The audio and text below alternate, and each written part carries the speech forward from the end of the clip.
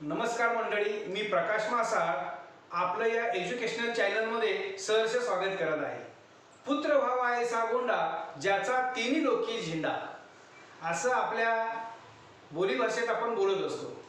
पुत्र व्हावा ऐसा गोंडा ज्याचा तिन्ही लोकी झेंडा म्हणजे काय? आपल्या मुलांना यशस्वी झालेलं प्रत्येक पालकांना बघायला आवडतं।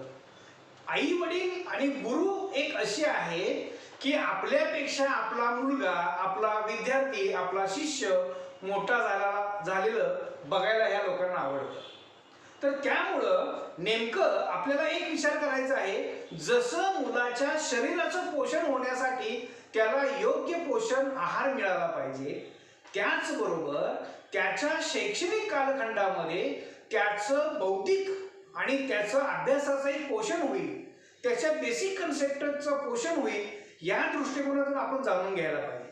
तर मंडळी, या संदर्भात जर तुम्हाला अधिक जाणून घ्यायचं असेल तर तुम्ही नक्की आम्हाला संपर्क करा। आमचा हा संपर्क नंबर आहे। धन्यवाद।